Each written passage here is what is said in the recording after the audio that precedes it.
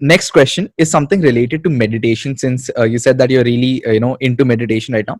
Is that like, I personally tried meditation around a couple of years ago, like when I was in my 10th and 11th standard. But then I got introduced to the world of exercise, and like gymming kind of became my meditation, because that was kind of a mind clearing and a mindfulness exercise for me.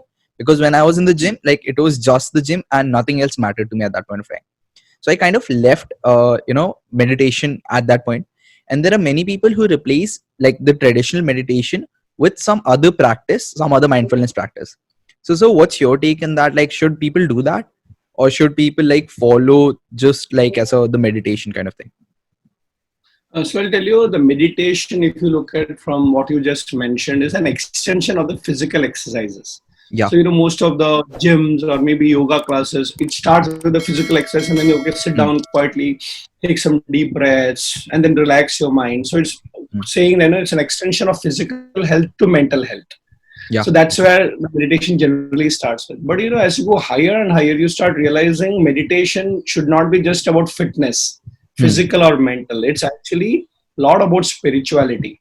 Yeah. Okay, so when we look at a concept in many of the spiritual methods, it's actually called dhyan. Meditation is dhyan.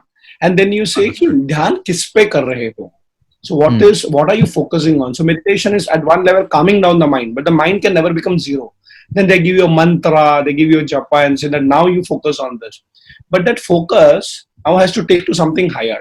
Now coming back to me saying that, of course I do pranayam, yoga, everything every day. I've been fortunate to be blessed with very good health, even at, in spite of all the challenges and the kind of, multiple projects that I do. So I think meditation has helped me to calm down my mind, take the right decisions, to be effective. All this is that.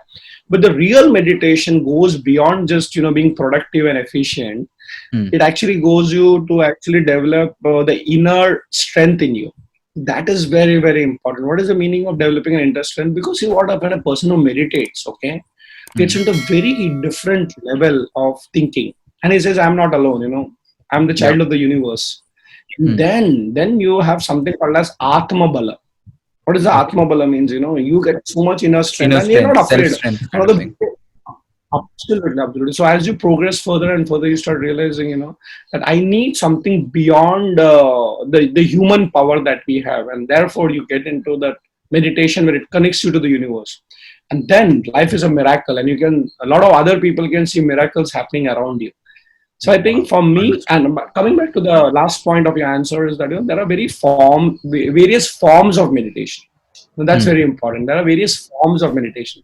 So for example, somebody would try Kriya Yoga or a Sudarshan Yoga, and every particular teacher will have a format. My format is Vedantic meditation.